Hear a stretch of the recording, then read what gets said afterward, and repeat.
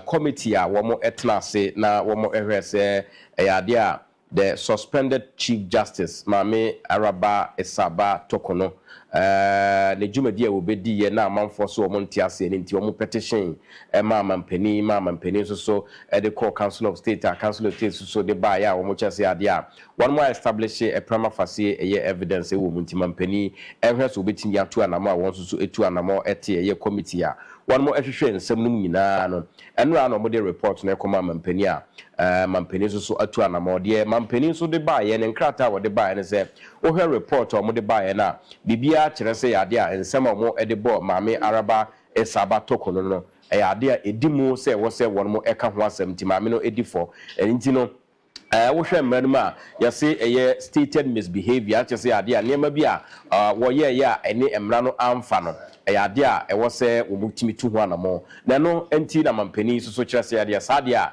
ene na Mame Araba Esaba Tokono wayina di as Chief Justice na yenkotie abra omode report no ema mampani ene nkrata mampani ede babontene nkrata mienu ene babontene de edi kan ade a na free fellows of Osuko achihwa eba ya wo kire se ade a anamo a wo mo etu ye efiri mrasantene a mo te committee no ede report no abre mampani de mampani so ahwem enti wo hwe constitution no article 1466 mo no ma ade a wo se mampani etu anamo nti anamo mampani etu ne se wo de report no ba ni o mbeka wo mu no wo se mampani edi ye adwuma na nti na mampani so de ye adwuma de toso mienu krata no wo kire se ade a wo ka kire Ghana fo nyina se free neko CJ anase Chief Justice na Mame we biem enti eyese Ghana for ehye no so na yenkotie abra wo de report no ba ne nkrata etachire.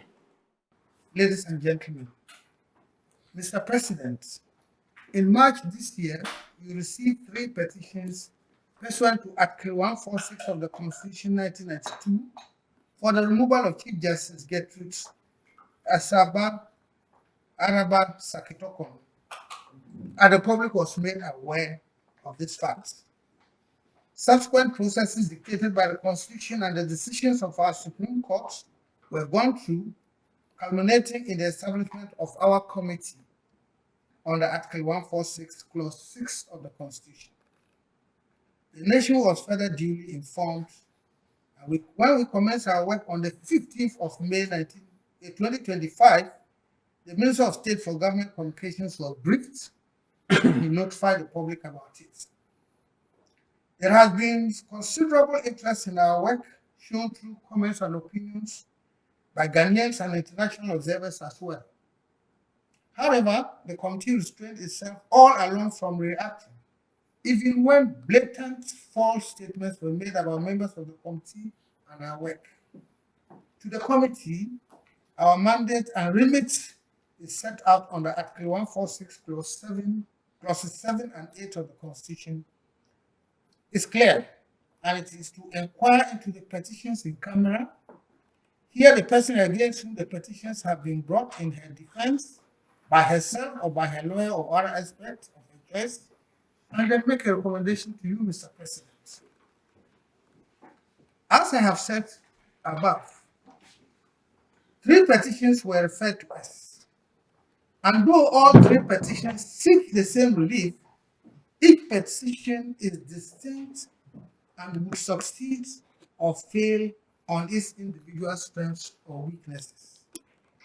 Mr. President, without disclosing the substance of the proceedings, and since in-camera proceedings is not the same as in secret, we can state that in respect of the first petition, we received evidence by Mr. Daniel Ofori, the first petitioner, through 13 witnesses. Similarly, the Chief Justice in her defense called 12 witnesses, including expert witnesses, as she is entitled to do under the Constitution.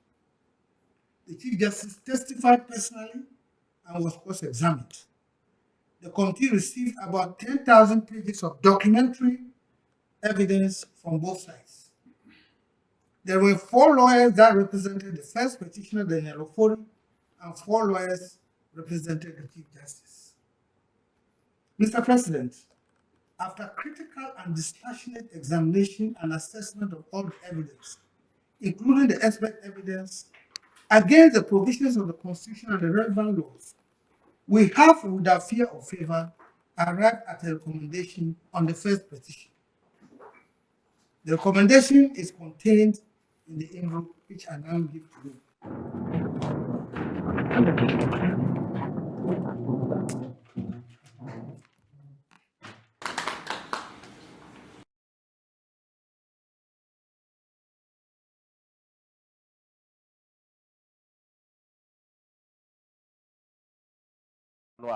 Wamo edi wamo nsem ekoda mampeni John Dramani Mahama na nkrata na ye ka ho asem no ade na edida TV no so President John Dramani Mahama in accordance with Article 1469 of the 1992 Constitution no ade wayi Chief Justice Her Lady Chief Justice Gertrude Araba Esaba Saki tokono every na kwenwa so with immediate effect in terms wa na no ade reporter ye ka ho asem ni omo ade omo constitute ye under Article 1466 say mbehwe ye maame no ne nsema yade abeda no na papa bi efra no Daniel Ofori ene afoforo bi ede abeda wo mo say yade enema bi wo mu maame no ya na 77 predua say ne Ghana mamra no yade ebo abra enti omo hwehwem no yade omo de committee no committee report no koma mampani ti papa no kasa no wo chese yade onka enema ewo mu na mampani ankasa bekan a wono abehu se sana wono ekana wo hwa kakra ba abontene na eno anadwo na yade enkrata bi so efri owura John Dramani Mahama so yankasa wono ankasa ene san ya wo ma no atwanitia se sesia ye kasa no Ghana fo nyina entie se me mampani John Dramani Mahama ye president Emma Ghana no in pursuant to Article 1469 say medi constitution no so emra eda chire 1469 no me kano asinu pi say me yi maame a ye frɛ no na wo ye Chief Justice Justice Gertrude Araba Esaba Tokono every na kwenwa so as Chief Justice say an afio so no say wo ye Supreme Court judge no so no eno so ye gi every same with the immediate effect in terms so yai enti we say in witness thereof no ade a wono ade a wasete what sign enkrata na say maame no enye Chief Justice biom ti sisi ade aba ne say maame no okofie onye Chief Justice biom also de Maxi. The speaker. I met Papa John Dramani Mahama in 24. And the more to know is say a committee no report on the buy and waging us. Sana constitution say 1 year. Yes, meaning say Bibi or Honor no in a free home. Now, Mamma no obi unim rapa. Indeed, do ye and yana is what tomorrow. It ain't me in this arcade. Was a punishment for the man. No, that will be a maybe. And no court to betcher. Court betcher, me that say. Now, let's say, so I be beam from so be. And no just so yina. Yes, says the obi no. On also young from some that will be yina. No, good. Let's say. And from Swa, ubi a ya and into what by way in a free one. To the urban for say, money may be. No, be ye be not that you be on our. Now will be Bayina, Yamakase. Yes. Now, on my intimate corner. Good. And I'll pay a meeting a catch up. Very good answer. Boys. Yeah. The law is the law. And now on one appear kuntain de for baby no ra no kwa no ba any adinina and one that is the ayeduma opposition for the children day after your marking was one penny one day one more year a room and I ran the whole day and so yet me as so a board day or my prehua large smokers me smokers who or more lending or check at by some mammy me in view smokers in the continent a year meeting Smokers the same. Now I do everything. Smokers and so One areas walk. one is smokers. I would want to be caught a butcher a check at Abre. Yay. What said why? An international organization. And I'm what's never be room near my name. No matter that idea, but say, yeah. Yeah, you know. More you know. One pro, yeah, you know. embra no die wo constitution mu no enu na yi no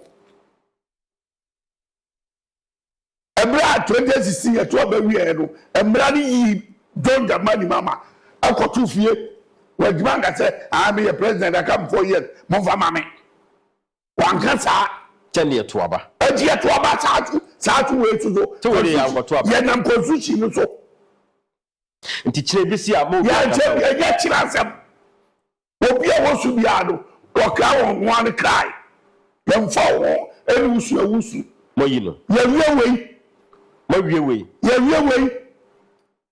mame no a wa chi adabi ase de eye we me ka de bai ha James aduru so oh that me dem krata be ko wo me wo evidence be na wo evidence am go bebre wo mu ade kura ene de nka ho ene de mfa nka ho ene de nka da bi wo si nka ho da na say obi mu ade na wo ye na adwuma wo ye na adwuma ba no ye obo bo we say ye birthday aba yate won ti ma mo bo anu okonu aba no ye tu no mi do nyame kam mi am kwa yire filo sama me no en ko ya me ka joro be se James ye tu no mi am kwa yire filo wo de den James wo de den kwa yire wo de den wo de sa wo hwe ye ba yesu mu niam sahaba ye tu no filo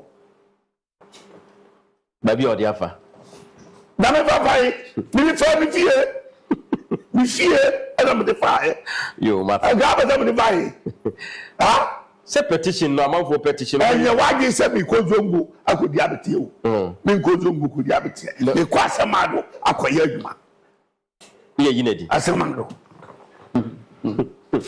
nana yenti we speaker ana yempem me nada ya o ansa yine free di bre no se se fata on kana no ntum na aya o magana bre do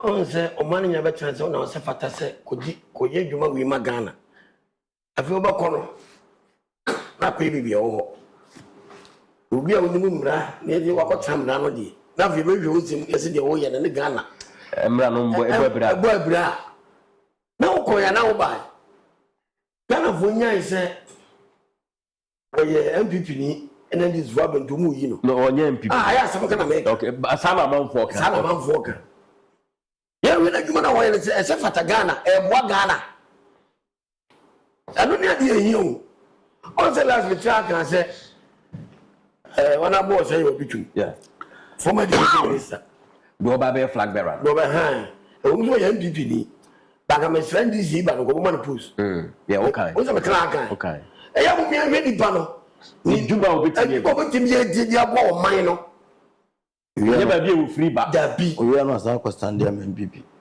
na he dai ani pa won no bitwe da bo Ghana na he dai oh na bi ani ade anim de ne de kwase mando ye de anim de ne da kwatra nchen agwa si no wo yi o asu ye demand push on the different enye different obi o CPP me pato wo ma no say oh intimate ma me no mo yi na free ho no o munya za amanyosam ana say ndi ye yi na se fata se ye yi na ebe bo Ghana eye ezi ye yi na ye yi no na bi chese juma o di na mo Ghana na se yi na be bo Ghana eye emre na yi na ayi no we nya amanyosam ne bata ni me bi ho na ma Ghana ndimi nkonka wa bra bo wo mbakro me yi fufu ndimi no da na ma se o jira mra no so no di ayi no okay ni juma wa ya ni so ani mo Ghana wo yi na wonko na afofo enfa dwe nsuade ye da bia na Ghana ye ye bi sa ibenje e bi zam before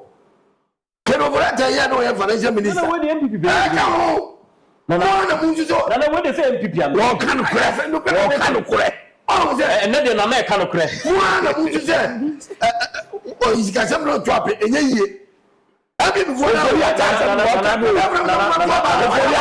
what divert na what divert me ka dia ba ya fato na anyway no e ya dia me ka ya ba ko ya me ka mo sinu no different omo kwa na different na shara to say how the farm se no Oh, this figure. Yeah, you know. Also, come here, you are. And Penny, baby. And penny says, and And Penny, why come on with me, channel? And to Tumuja. Hey, I want to go travel on her back. How did you go to me? I did you go to Jabba later, but Omo.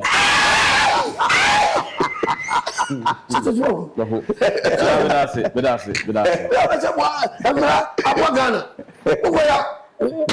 What one in Murapo? You're going nearby. I don't know how to report to me. The property abandoned is Adamukan. Reporting your mind. Now, reporting the report. My surprise. That's what we report no. And another need to see.